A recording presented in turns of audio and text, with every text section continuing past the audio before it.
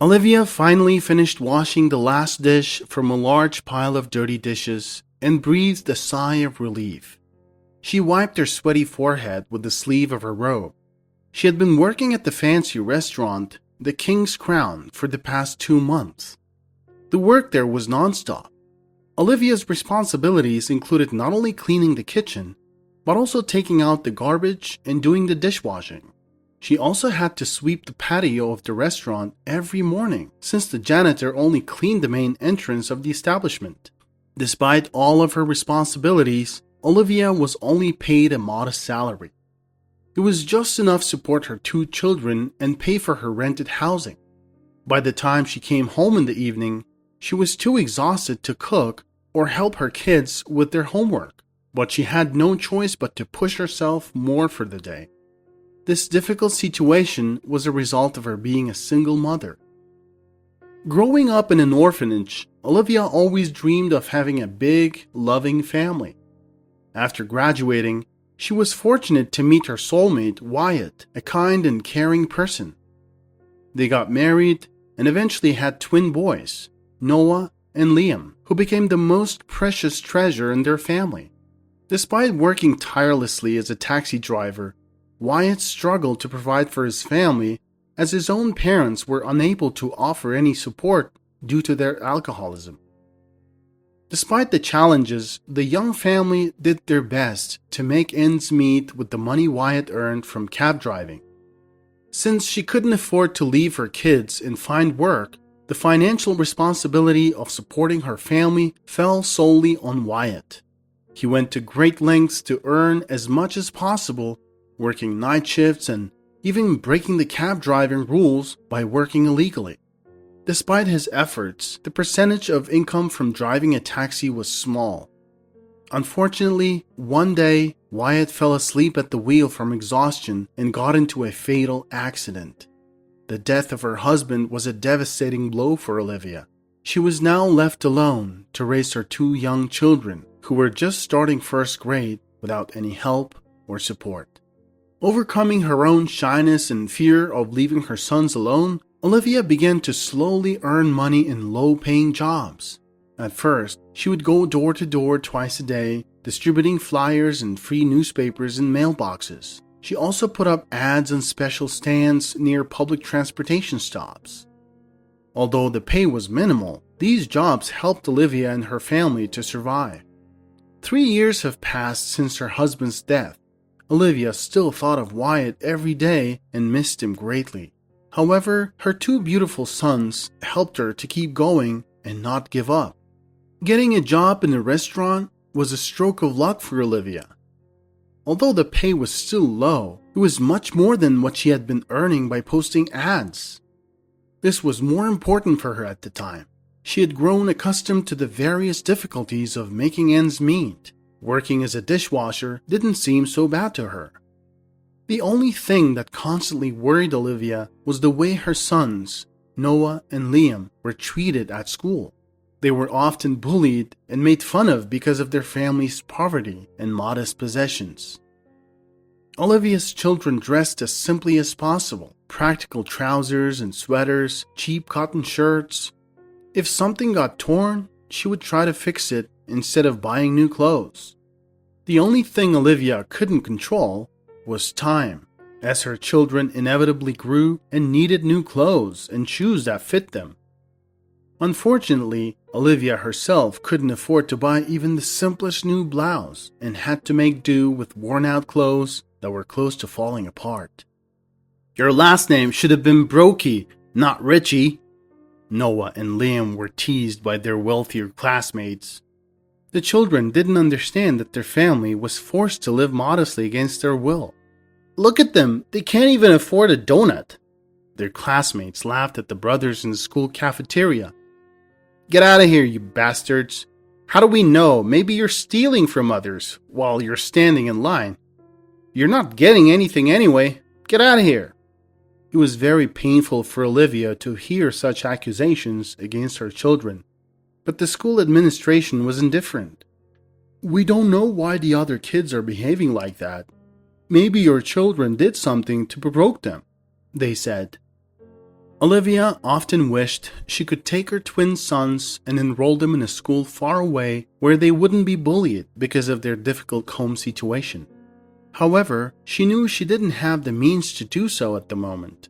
Even though the school the boys attended was close to their home, Olivia still held on to the hope that one day she would be able to break free from the daily struggles they faced.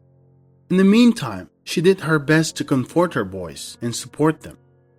One day, while cleaning the restaurant, Olivia noticed several plates of leftover food in a corner of the kitchen next to the garbage can. Upon closer inspection, she realized that these were not just scraps of cold food. Many of the dishes were still untouched. Customers had paid for them and then, for some reason, left them uneaten. Now, they were about to be thrown away. Among the leftovers were not only cold appetizers and cheese plates, but also side dishes, pasta, soup, and even broccoli mashed potatoes. As Olivia looked at the edible treasure, her stomach growled loudly. She hadn't eaten since the previous night and had given the last bit of porridge to her children for dinner. With undisguised appetite, she looked at the plates of food. After a moment of thought, she quickly took out a couple of empty plastic containers from the refrigerator and began to transfer the leftover food into them. Today, my children will not go hungry or have to eat thick porridge with water again, she thought. Today they will eat until they're full, she was excited. That evening, the Ritchie twins got to taste cheese and real meat sausage. They devoured the containers of treats that their mother had brought for them with incredible speed. Olivia, on the other hand, wept with happiness, seeing the healthy color and flush slowly appearing on the pale and thin faces of her children. She could only swallow a couple of spoonfuls of vegetable puree as she was overwhelmed with emotions. From then on, every evening, Olivia would discreetly take away the dishes that the restaurant guests had barely touched and bring them home to feed her sons. She would only take what the guests had clearly refused to eat, and never took what was prepared for future service. She knew that the customers who refused the food they had paid for wouldn't ask for it again. The main patrons of the King's Crown were usually very wealthy people for whom the cost of a refused dish was insignificant. They could spend hundreds of dollars in one evening in a restaurant and not consider it a significant expense. One day, Olivia took in a stray dog that she had found in a garbage yard near her house. Cooper was very handsome and obedient. His shaggy ears were constantly twitching in different directions as if he was trying to catch all the sounds around him. His black eyes shone defiantly whenever he saw Olivia or her twins. At first, Olivia had simply fed the poor animal on the street, but her children eventually convinced her to take him home, especially since she had grown attached to him. Chef Fred and the waitresses at the restaurant laughed at Olivia.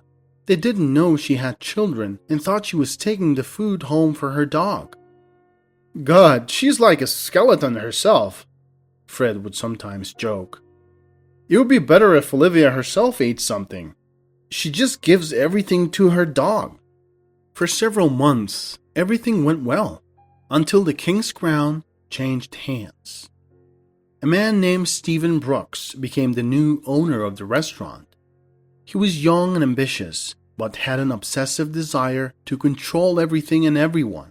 As a businessman, he was afraid that his restaurant would be constantly robbed by his own employees, and that's why he moved from the big city to the province, trying to prevent theft before it could happen. Mr. Brooks installed several video cameras throughout the establishment and personally monitored the employees when he had the chance. One evening, while staying late at work, he saw on the monitor how Olivia was taking leftovers of food that customers had not finished. He saw her putting them in containers and leaving with them. Outraged by what he saw as her audacity, Steve immediately summoned the chef and pointed to the video, and then he started questioning him. "What the hell is this, Fred?" the owner asked, clearly upset. "I gave you the raise you asked for, and this is how you repay me?" handing me a pig in a dishwasher's robe? Why is this woman taking food out of the kitchen so easily? Did you let her?" The chef turned pale. He did not expect the owner to be so angry over some food. "Well, Mr. Brooks," Fred began hesitantly. "I mean, we got paid for that food. These leftovers were just going to be thrown away in the morning. At least now she'll be able to feed her dog." Then Fred seemed to have an epiphany and quickly added, "You know what? I don't know. Olivia is almost always the last one to leave, so I don't know, we should check on her." The chef eloquently fell silent. Mr. Brooks let Fred go and began to ponder. The only way to stop the increasing thefts would be for him to personally confront the dishwasher and shame her. If need be, he would even threaten her with firing. Determined to get to the bottom of things, the businessman located Olivia's home address, got into his car, and headed straight to her house. On the way, he spent a long time rehearsing his speech, in which he would berate the woman for her petty theft. So he pictured himself saying, "What were you doing there, young lady? How can you so easily take and steal food from the restaurant kitchen? Sure, maybe it's leftovers for which the full amount of the bill has already been paid, but how can you feed raw food to a dog? I understand that some waste is tolerable, but these ingredients are expensive. The economy is in crisis right now. Food prices are exorbitant, and what you're doing is equivalent to stealing money from the company." Mr. Brooks was approaching the house. He didn't realize that he had driven to the outskirts of the city, to one of the poorest and most run-down neighborhoods. As he climbed the worn-out stairs, Mr. Brooks hesitantly rang the doorbell. A second later, Olivia herself answered the door. She quickly silenced her barking dog and looked in surprise at her unexpected late-night guest. Good afternoon," Mr. Brooks began briskly. "Are you Olivia Ritchie, if I'm not mistaken?" Olivia continued to look at him with a confused expression. Finally, the bewildered woman replied, "Yes, it's me. But who are you? Forgive me for asking." Olivia had not yet met the new owner of the restaurant and therefore didn't know what he looked like. "Oh, I apologize for coming at this hour. I'm the new owner of the King's Crown. I have a very serious conversation with you. May I come in?" The dog continued to bark. Olivia struggled to calm the animal before she could let the businessman inside. Once he was inside, Mr. Brooks immediately noticed the difficult conditions the family was living under. The hallway had sagging wallpaper and an old electric floor lamp instead of a chandelier. Without meaning to, Mr. Brooks looked past Olivia and saw a small square kitchen where, to his great surprise, two twin boys were sitting, happily eating the very leftovers from the restaurant. Mr. Brooks got surprised. "You have children?" Yes, as you can see," Olivia answered calmly. Mr. Brooks went pale. "Oh my God. I'm really sorry. I came here to reprimand you. I thought you were stealing food from the kitchen and feeding it to your dog. I'm really sorry. I had no idea you had children." Yeah, those were for my children," Olivia said with a bitter smile. "Our guests hardly tried these dishes, and at the end of the shift, me or Fred still had to dispose of them. Please understand, I would never have done this if it were dishes intended for the customers. But after all, the customers themselves refused them after paying for them. I mean, in terms of money, the restaurant doesn't suffer any losses." Mr. Brooks felt extremely embarrassed. "Oh, no, don't worry, it's all good. You know what, let's do it this way. Let me just go, and I'll see you tomorrow, okay? And I'm really sorry again for bothering you this late. Yeah, take care, guys." He apologized humbly and left Olivia's apartment quietly. The following day, Mr. Brooks decided to do something he has never done before. That day, he woke up early and was in a great mood. He was excited about work, since the restaurant was something he really enjoyed growing. he put on his best outfit, as he was accustomed to doing it whenever he was in a good mood. As he arrived at the restaurant, he immediately headed for the kitchen. Everybody was doing their jobs. Fred was quickly giving orders to other workers to prepare salads and sauces. Miranda, who was one of the oldest waitresses, greeted Mr. Brooks with her broad smile. "Good morning, Mr. Brooks. Would you like a hot chocolate as usual?" she asked. "No, I'm good today. I'll actually take wine, but later." "You look special today," Miranda said. "Thanks. I feel special." Mr. Brooks normally did a briefing every morning with all the staff, but today he headed straight to the kitchen. As Olivia was dealing with another pile of dishes, Mr. Brooks walked in and asked her to come to his office. Olivia's heart dropped. She didn't know what was going to happen. She made eye contact with Miranda, who just smiled back at her. "Don't worry, I don't think he's going to fire you. I'll tell you more, he kinda seems different today." Olivia knocked on Stephen's office and asked if she could come in. There was a loud sound inside his office as he jumped out from his desk and ran to the door. "Hi, yes, Olivia, please come in. Take a seat. How are you today?" "Can't complain. Got a pile of dishes I gotta do?" "Of course. Hey, listen, I apologize for last night, once again." "Don't worry, it's alright. Thank you for letting me take the leftovers. It's really helping me a lot." "Oh man, I think you shouldn't take the leftovers anymore, Olivia. In fact, you know what? I'll take care of the food for your kids, alright?" "Oh, Mr. Brooks, you don't have to." "Olivia, call me Stephen, please. And please, take this." He handed her an envelope with cash. "Is this my salary? I think it's too much and it's only the beginning of the month." "No, that's your bonus, for doing so many dishes." Olivia knew that she really needed the money, but she felt so embarrassed at that moment.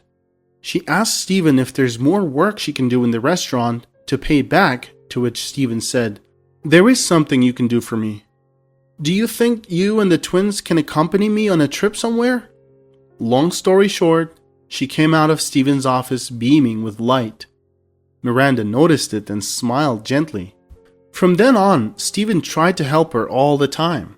Eventually, the dishwasher and the restaurant owner developed more serious feelings for each other. Although Olivia knew that Stephen could never replace her children's father, she still considered him a kind and loving person for her and her kids. Meanwhile, Stephen was still trying to reduce the financial losses in his restaurant. The true culprit behind the theft of valuable goods was finally discovered. It was the chef, Fred. He was an excellent chef, but it turned out he had some problems with local gangsters. Before coming to work in the King's Crown, he had worked as a chef of a gang leader at his house.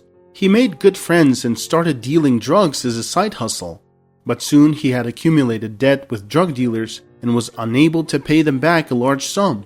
As a punishment, they obliged him to find products and cook at the gang's leader's house until he repays his debt. As a result, he began stealing high-end items from the kitchen. Fred was caught on camera while he was taking expensive fish from the fridge.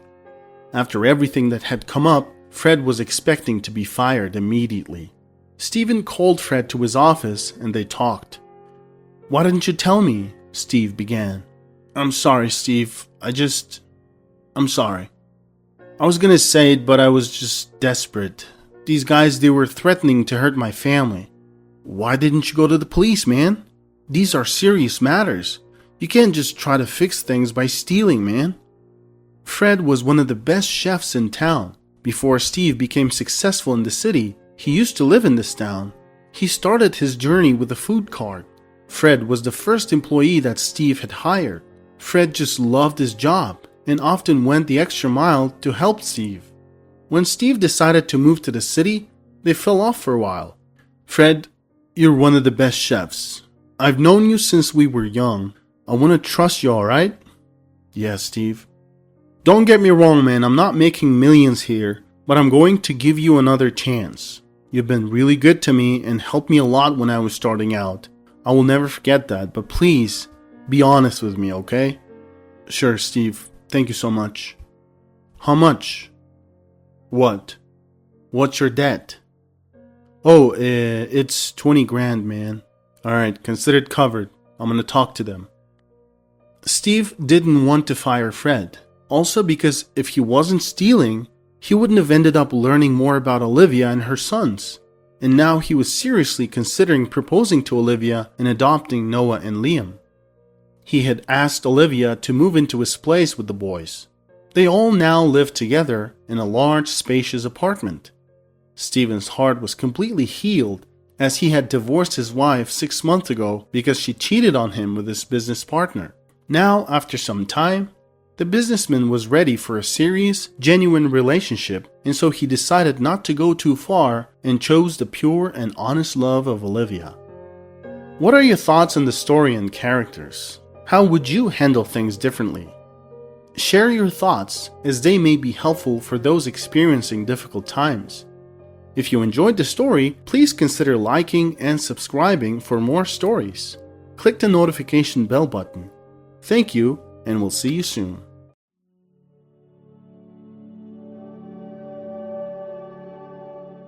Frank had spent 20 years of his life serving in the Marines. He was a brave and courageous soldier who had seen the horrors of war firsthand.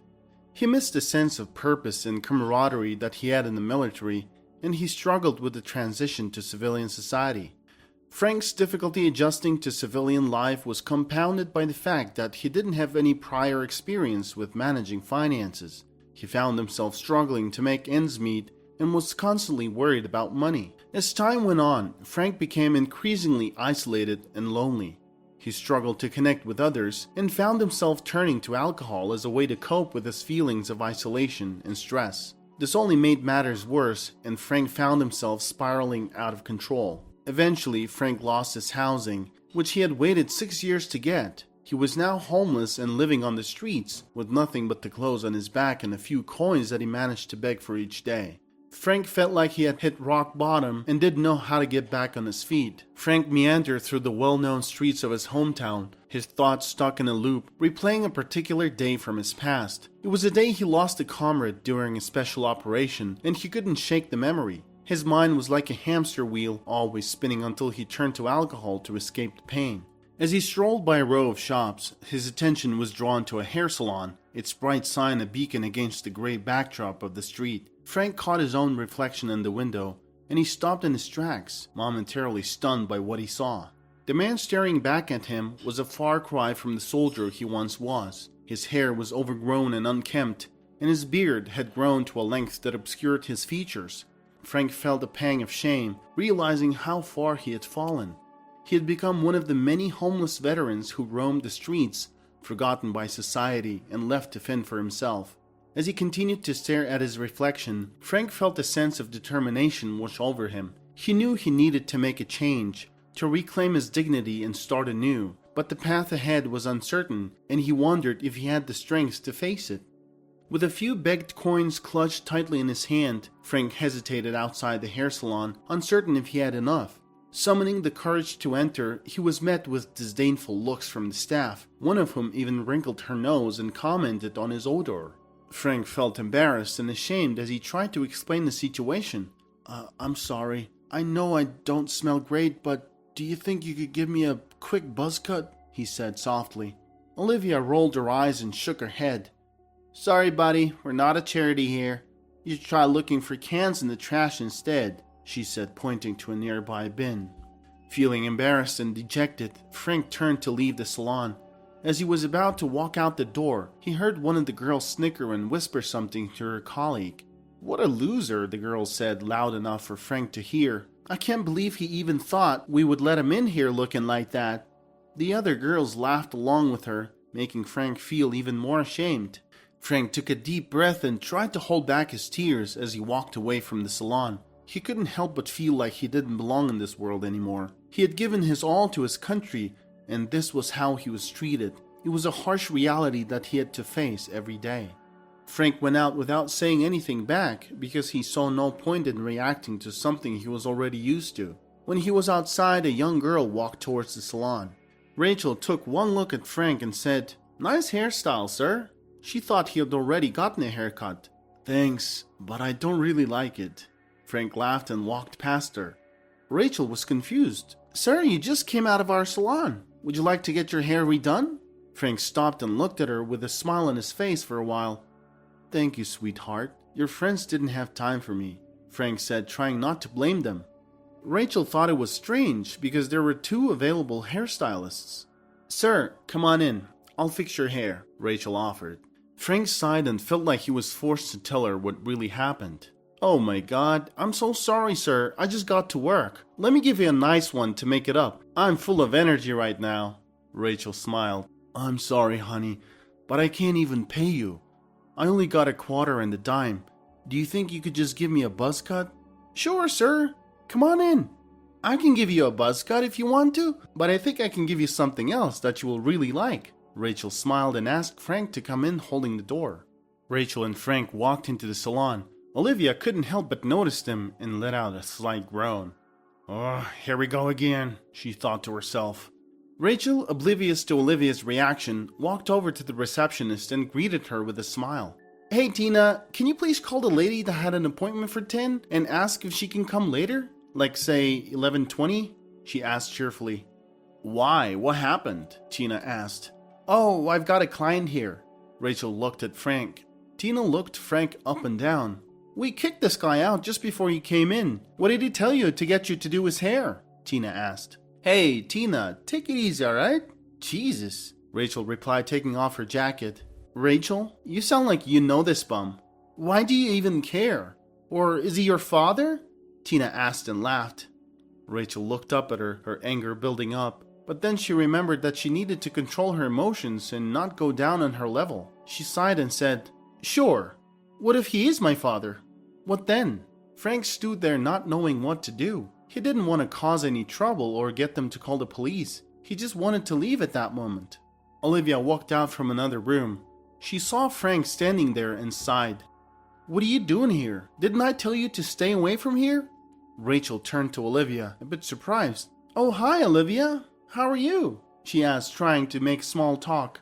Olivia put on a fake smile. I'm fine, thanks, she replied before turning back to her magazine. Rachel, sensing the tension in the air, decided to just ignore Olivia and focused on her client. The girls continued to make unpleasant comments and Rachel tried to reason with them, but it only made the situation worse. Frank could see how upset Rachel was getting and apologized for causing trouble. I'm so sorry, Rachel. I'm just gonna take off. I don't want to make them feel uncomfortable. Thank you so much. Frank got up and began to leave. No, sir, you have done nothing wrong. These girls need to learn some manners and not judge people based on their appearance. Rachel was shouting at girls. You guys are pathetic. I can't believe I've been working with you. Rachel was furious. She grabbed her jacket and left, slamming the door. Rachel, sweetheart, I'm so sorry about what happened. Frank was apologetic. It's been just 2 weeks, sir. It's not a big deal. I will manage. And I'm still gonna make sure you get a haircut, alright? Rachel was determined. They left the salon and Rachel offered to go to her place where she could give him a nice haircut. After Rachel was done cutting Frank's hair, she suggested, You can take a shower and relax a bit. Frank hesitated at first, but eventually agreed, feeling grateful for Rachel's kindness. As he took a warm shower, he couldn't help but feel overwhelmed by the feeling of being clean again after such a long time. Wow, this feels amazing, he thought to himself. When he stepped out of the shower, Frank was surprised at how much better he looked with a new haircut and trimmed beard. He stood in front of the mirror for a while, admiring his reflection and feeling a newfound sense of confidence. But as he continued to look at himself, he suddenly felt a wave of sadness wash over him. This is how I used to look before I became homeless, he thought, his eyes swelling up with tears. Rachel noticed Frank's sudden change in demeanor and approached him with concern. Hey, are you okay? She asked softly, placing a comforting hand on his shoulder. Frank wiped away his tears and managed a small smile. Yeah, I'm fine. It's just, I never realized how much I had lost until now, he said, his voice breaking a little. Rachel nodded understandingly. I get it, but remember, this is just the beginning. You can get back on your feet and have a better life again, she said, giving him a supportive hug. Frank felt a glimmer of hope in his heart, grateful for Rachel's words of encouragement. Thank you, feeling a renewed sense of determination to turn his life around. As they sat together sipping coffee, Frank told Rachel his story and how he ended up on the streets. Rachel was moved by Frank's story and realized how many people like him could be struggling on the streets. Rachel pondered how she could use her time productively now. After all, she wasn't going back to the salon. She wasn't that good yet, and therefore still on probation. She looked at Frank, and it dawned on her. "Mr. Nash, do you know a lot of people that are homeless?" Rachel asked suddenly. "Yeah, I know a few," Frank replied. Rachel had an idea to practice her hairstyling skills by giving haircuts to homeless people for free. As she considered this, she thought it might be helpful to have some company and turned to Frank. "Mr. Nash," she said, "I know this is a bit unconventional, but would you like to join me in going around and offering haircuts to those in need?" Frank, with plenty of time on his hands, readily agreed. Rachel and Frank approached their first customer for their new initiative, a homeless man named Mark, who happened to be a longtime friend of Frank's. As they made their way over to him, Mark was caught off guard and surprised to see Rachel with Frank, but he didn't initially recognize Frank due to his neat attire. It wasn't often that someone dressed so nicely would even acknowledge him, let alone strike up a conversation. "Hey Mark, how's it going?" Frank greeted him warmly. Mark was taken aback. "Frank, is that really you?" Frank laughed. "Yeah man, it's me. Listen, Rachel and I are starting a new project, and we thought you might be interested." Mark looked skeptical. "What kind of project?" "We're giving free haircuts to homeless people in the area," Rachel chimed in. Mark's eyes widened in surprise. "Wow, that's really kind of you guys. Most people just ignore us or avoid us altogether." "We're not most people," Frank said with a grin. "So what do you say? Want a trim?" Mark hesitated for a moment before finally nodding his head. "Sure, why not? Can't remember the last time I got a haircut." Rachel and Frank exchanged a look of excitement as they began to set up their makeshift salon. It was just the beginning of what they hoped would be a meaningful and impactful project. As they worked, they discovered something surprising. Many of these people were skilled professionals who had fallen on hard times. They met former engineers, chefs, and even a former lawyer. Inspired by the resilience and talents of the people they met, Rachel began sharing their stories on social media, hoping to raise awareness about the issue of homelessness. To her surprise, the posts went viral, and soon social media users from all over were donating money to their cause. With these funds, Rachel and Frank were able to expand their outreach, offering not only haircuts but also job training, resume building, and networking opportunities to the homeless individuals they encountered. They were determined to help people get back on their feet and reclaim their lives. In just under 2 months, Frank and Rachel had made remarkable progress in their mission to help the homeless. With the support of generous donors and their tireless efforts, they were able to assist many people in need. The work had also helped Frank. He was no longer living on the streets and had a newfound sense of purpose. Rachel recognized Frank's dedication and hard work and offered them a place to stay and help with their growing charity. Together, they decided to establish a non-profit organization dedicated to helping the homeless community.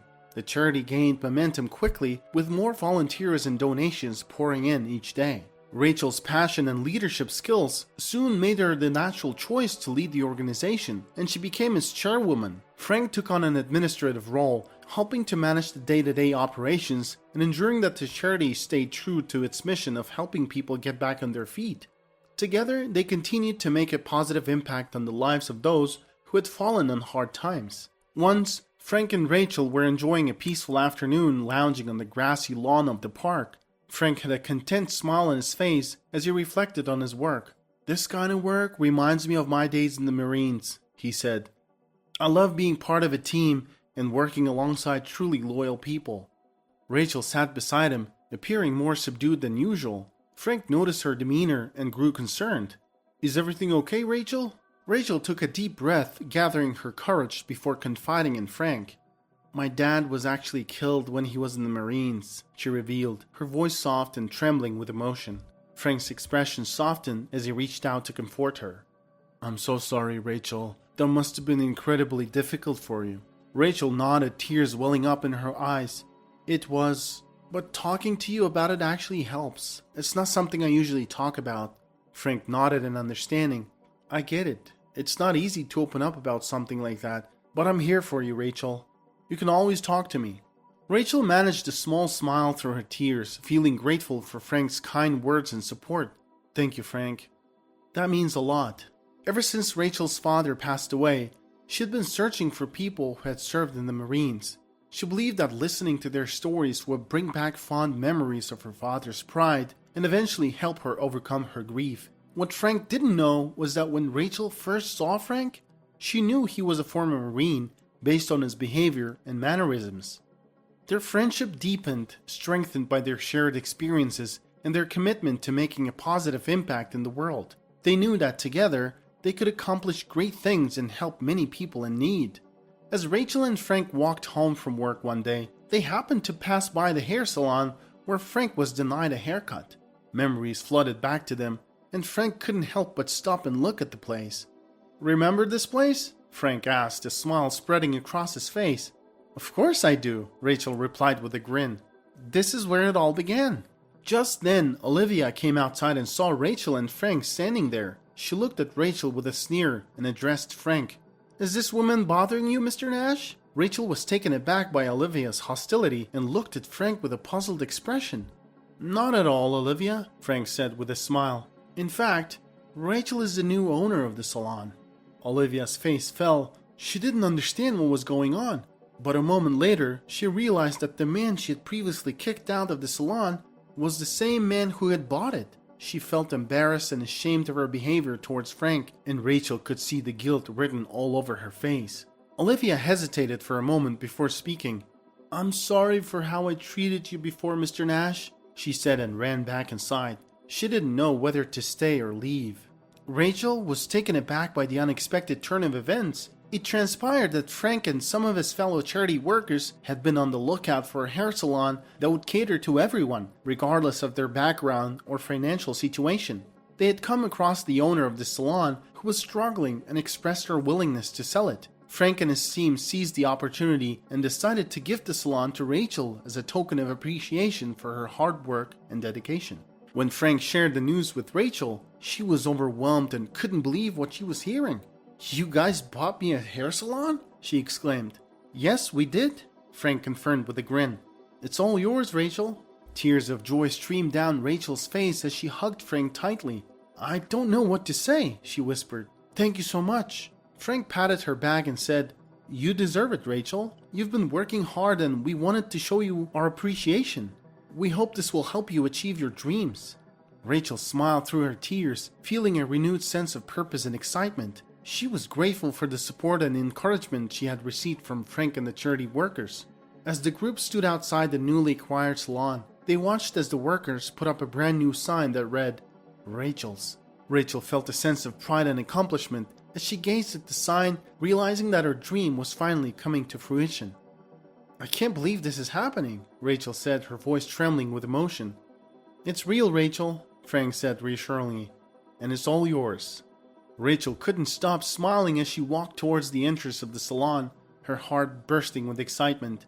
"I want to offer free haircuts to all the homeless people in our community," she declared. "Anytime they need it, no questions asked." The group looked at each other, all nodding in agreement. "I'm not surprised at all," Frank said and smiled. The charity also continued to grow, and Frank finally found a purpose in life. He learned to live in the civilian world, had a place to call home, and a job he loved, helping people in need. Frank and Rachel's charity had given hope to the homeless, and it showed that a little kindness can go a long way. My name is Seal Wood. 3 years ago, my husband Omar left for a long-term job assignment on a remote island. It was supposed to be a new opportunity for him to get closer to his dream of becoming a teacher. But instead, it marked the beginning of the end of our marriage. I still remember the day Omar told me about the assignment. He came home and announced, without consulting me or our daughter Jewel, that he would be moving away for 3 years. His casual attitude shocked me. When I asked why he hadn't discussed it with us, he shrugged and told me it wasn't a big deal. "I'll send money home. You don't have to worry," he said, dismissing my concerns as if they were insignificant. It felt like a slap in the face. The man who once spoke to me about our shared dreams now treated me like an afterthought. In the first few months, I tried my best to stay in touch with Omar. I called him every day, worried about how he was coping on his own. But soon he began to get annoyed with my calls. "Don't call unless it's important," he told me one day, sighing deeply as if I were just a burden. I knew then that the man I loved was slipping away, but I still held on to a shred of hope that he would come back to us, that he would be the man I once knew. The distance between us grew, not just physically, but emotionally too. Omar stopped calling, even on important occasions like Jewel's birthday. He came home only on rare occasions, like New Year's, and when he did, he was different. He barely spoke to us, his attention constantly on his phone. He didn't even bother to hide it anymore. "What are you doing on your phone, Dad?" Jewel asked him once, her voice filled with both curiosity and frustration. Omar's response was cold. "It doesn't concern you." His eyes, once warm and loving, were now filled with irritation. It wasn't long before I began to notice other signs. There were unexplained withdrawals from our shared bank account. When I confronted him, Omar brushed it off, saying he couldn't remember. It hurt me deeply. That money was meant for Jewel's education, our daughter's future. And yet, he used it carelessly, without any explanation. It was around that time that I realized something was very wrong. The final blow came on a quiet afternoon. The doorbell rang, and when Jewel and I opened the door, we found Omar standing there, but he wasn't alone. Beside him was a young woman, holding a baby in her arms. She had a beauty mark under her eye, and there was a smugness in her expression that made my stomach churn. Omar greeted us with a casual, "It's been a while," as if this was just another visit home. The young woman, whom he introduced as Tana Brooks, smiled at us, but her smile was not friendly. It was almost mocking. Omar wasted no time. "I'm here to tell you that I'm done," he said. "I'm going to be with my real family now, so let's just get a divorce already." His words hit me like a physical blow. I looked at the baby in Tana's arms, and everything clicked into place. Omar had been having an affair, and this child was his. The betrayal I felt was overwhelming, but what surprised me the most was how calm I felt. The man standing before me was no longer the Omar I once loved. He was a stranger. "I've been fed up with living with you for a long time," Omar continued, his voice dripping with disdain. He looked at me with a smirk, as if he enjoyed seeing my pain. "When I was assigned to the island, I thought I was lucky to finally get away from you."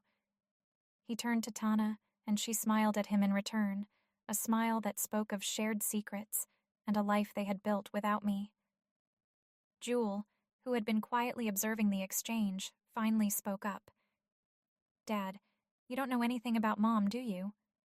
Her voice was steady, but there was an edge to it that caught Omar off guard. He looked at her, confused. "What are you talking about?" Jewel didn't answer immediately. Instead, she disappeared into the house and returned with a book in her hand. She handed it to Omar, who looked at the cover, his eyes widening in surprise. "What's this?" he asked, staring at the author's name.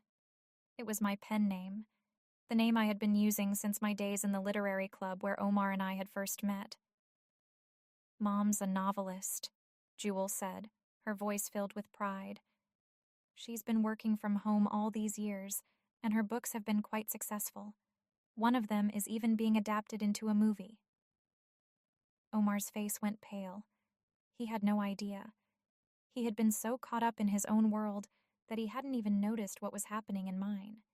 He had dismissed my work as insignificant, never once asking about my dreams or my achievements.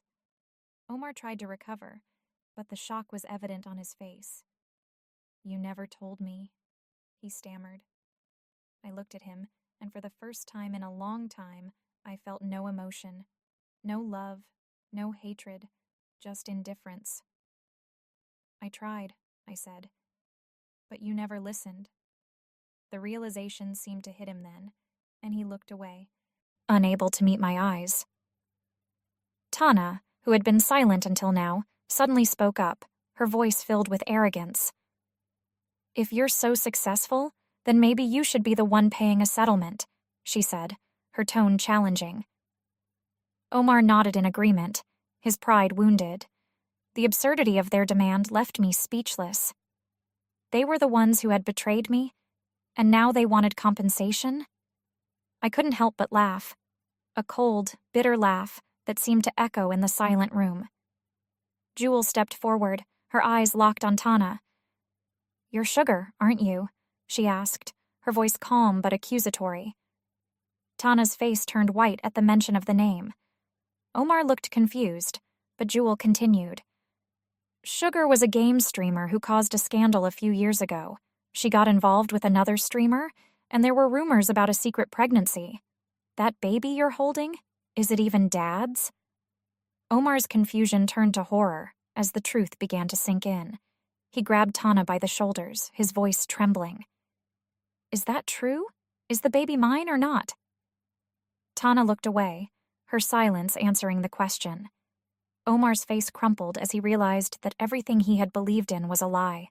He had given up his family for a woman who had deceived him from the start. I watched as Omar broke down, tears streaming down his face. There was a time when I would have felt sorry for him, when I would have comforted him. But that time had passed. He had made his choice, and now he had to live with the consequences. "I want a divorce," I said, my voice steady. "You can keep your new life, but Jewel and I will be just fine without you." Omar tried to protest, but Jewel cut him off. "We don't need you, Dad. Mom has been the real support for this family for a long time. You were just too blind to see it." Her words were harsh, but they were true. Omar had chosen to leave us long before he moved to the island.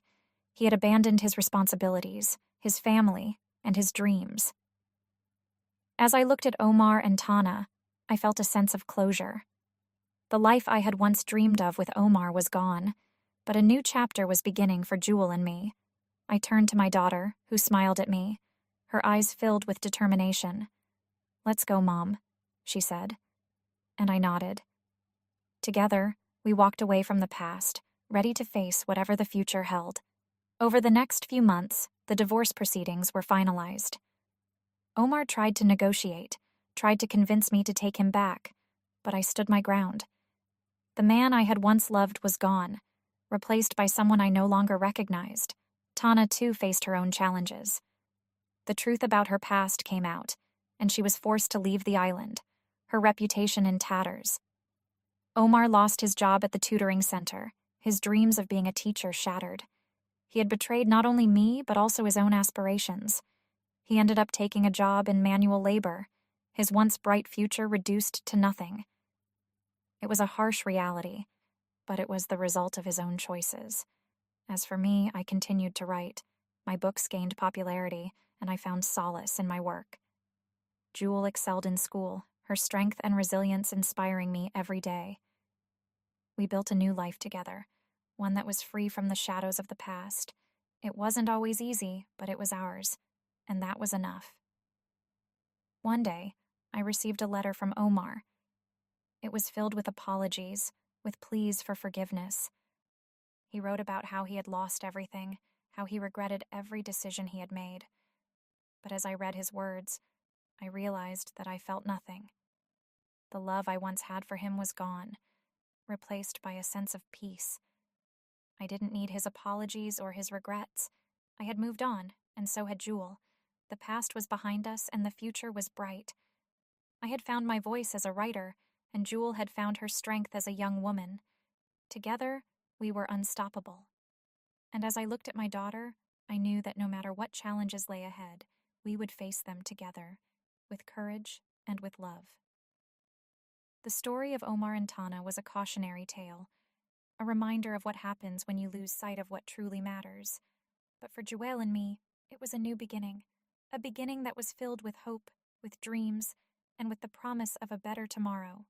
I had been living in the house for months after Bradley's death, trying to heal from the loss. The house was quiet now, too quiet. Bradley's laughter, once so lively, now echoed only in my memories. It was a Tuesday evening when I heard the knock at the door, sharp and insistent. My heart skipped a beat. I hadn't expected anyone, and the sudden interruption made the air in the house feel thick with unease. I wasn't sure what I expected to find when I opened the door, but it certainly wasn't Marcus and Rita standing there, looking as though they had been waiting for this moment. My mother-in-law's eyes were shadowed with something I couldn't quite place, and Marcus, her son, seemed unusually tense. "We need to talk," Rita said, her voice unnaturally calm, though I could see the anxiety simmering beneath the surface. I barely had time to respond before Marcus stepped forward, his eyes narrowed with a mix of determination and desperation. "It's about the will," he said, his voice low but sharp. That was all he needed to say for me to understand. They were here for something more than just a conversation. They came in without waiting for an invitation, their presence in the house like an unspoken tension hanging in the air. I gestured for them to sit, my mind racing. What could they possibly want? I had already gone through the will Bradley left me after his death. It was straightforward, leaving everything to me, his beloved wife. But as I watched them, something told me they weren't here to discuss that. Rita's hands trembled slightly as she placed a thick envelope on the coffee table. I stared at it, an unsettling feeling creeping up my spine. "We've come to talk about the will," Marcus repeated, his voice carrying a strange urgency. Rita glanced at him, almost as if waiting for him to say more. But he fell silent. I hesitated, reaching for the envelope slowly. As my fingers brushed against the paper, I felt a chill, as though something was wrong. I opened it, unfolding the contents with careful precision. There it was, a new will, Bradley's signature, but dated only a week before his death. My breath caught in my throat. This wasn't the will Bradley had left me. This was a new version, one that left everything to Rita and Marcus. I couldn't believe it. Had Bradley been coerced? Was this their doing? The world seemed to slow as I stared at the new will in my hands. My thoughts raced. How could Bradley, a man who had always been kind, generous, and thoughtful, have left everything to Rita and Marcus? The more I looked at it, the more I realized something was off. The signature seemed shaky, not like Bradley at all. And the date, just days before his passing, was troubling. I had known Bradley for over 15 years, and I couldn't imagine him changing his will in such a way, especially not under these circumstances. Something wasn't right. I stood up suddenly, my heart pounding. "What is this?" I asked, my voice barely above a whisper. Marcus shifted uncomfortably in his seat, avoiding my gaze. "It's Bradley's will. He changed it shortly before he passed. He wanted us to have everything," he said, but the words sounded hollow, rehearsed. I turned to Rita, hoping for a different response, but her face was grim, her eyes filled with a strange mixture of guilt and defiance. "Bradley wanted this," she said firmly, but I could hear the uncertainty in her voice.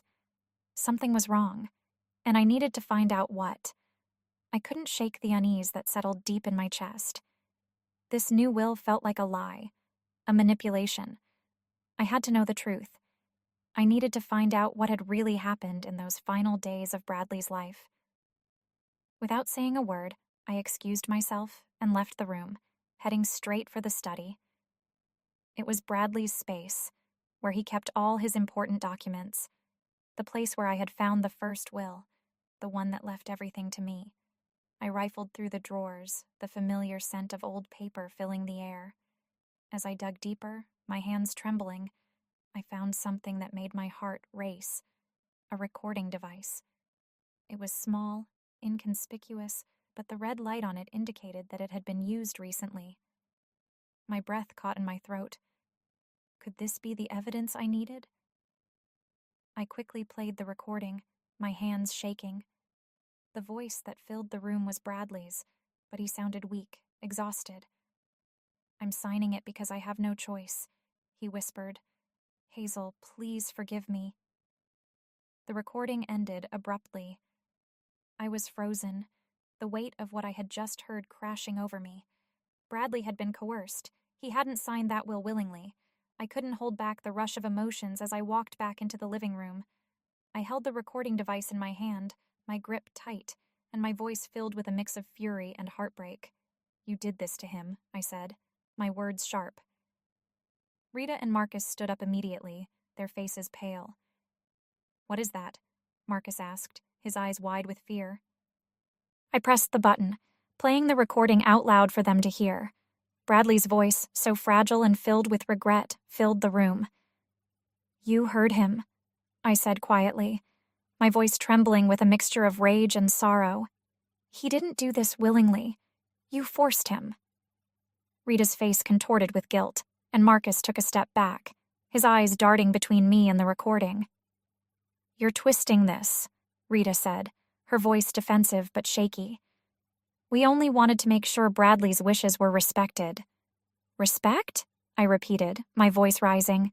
"This isn't respect. This is manipulation. You took advantage of him at his weakest moment." The room seemed to grow colder, the tension thickening like a storm cloud ready to break. Marcus and Rita began to argue back, but their words were meaningless to me. I knew what had happened, and no amount of denial could change that. "Bradley told me everything," I said, my voice firm. "He told me you forced him to sign that will. He told me you threatened him, used his illness against him to get what you wanted." Rita's face flushed with anger. "You don't understand," she spat. "Bradley was dying. We had to make sure the right people were taken care of. You wouldn't understand. You weren't there." Her words stung, but I wasn't going to let her guilt trip me into sympathy.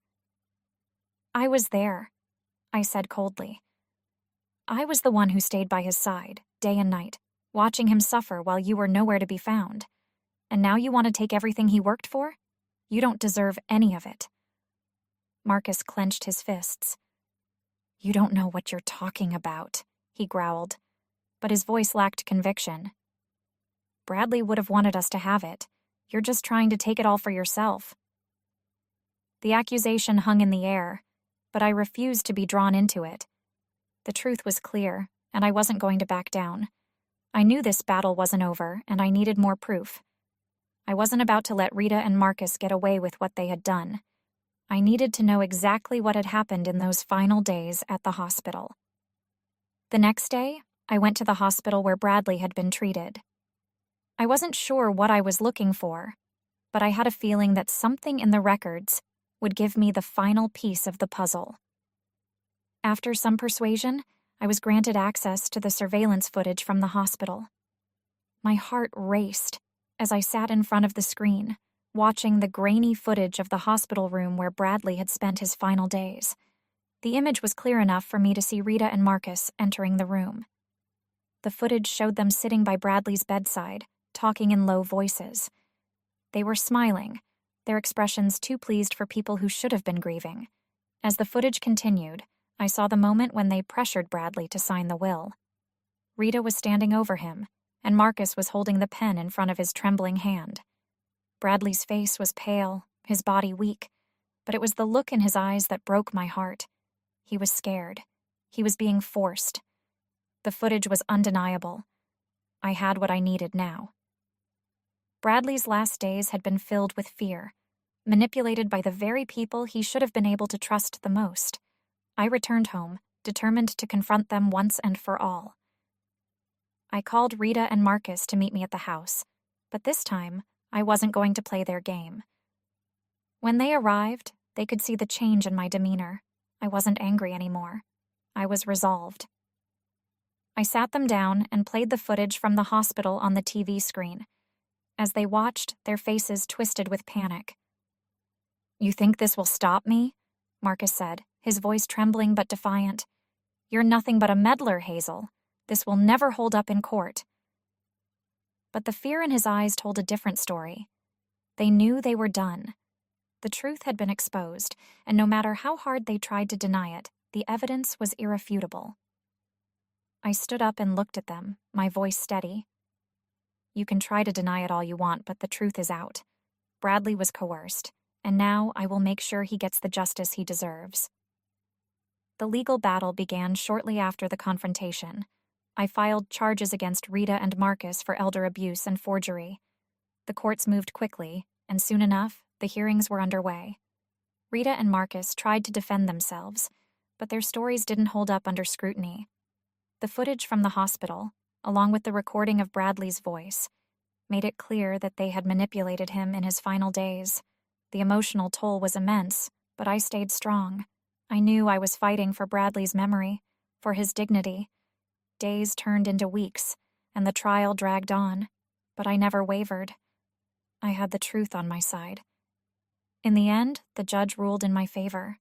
Rita and Marcus were ordered to pay restitution and face charges for their actions. But it wasn't about the money for me.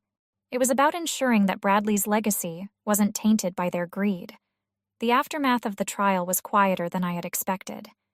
Rita and Marcus went their separate ways, humiliated and broken. The house, once filled with their lies and manipulation, was finally at peace.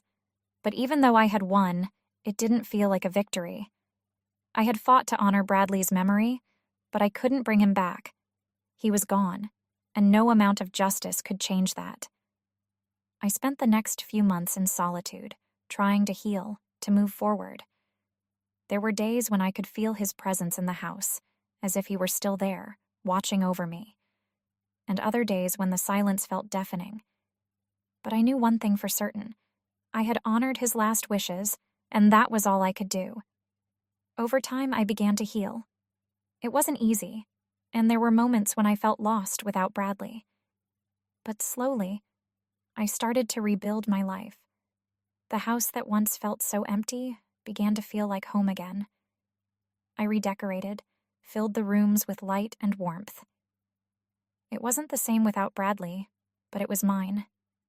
I had taken back control, and for the first time in months, I began to find peace. I would never forget what happened, the lies, the manipulation, but I had learned something valuable, that the truth always comes to light. No matter how hard they tried to hide it, I had exposed their treachery. And for that, I could finally let go. As the years passed, I found myself moving forward. The memories of Bradley's death and the battle over his estate faded, replaced by new experiences and relationships. I traveled, met new people, and rebuilt my life in a way I never thought possible. But Bradley's memory never left me. I carried him in my heart, and every day I honored the lessons he taught me.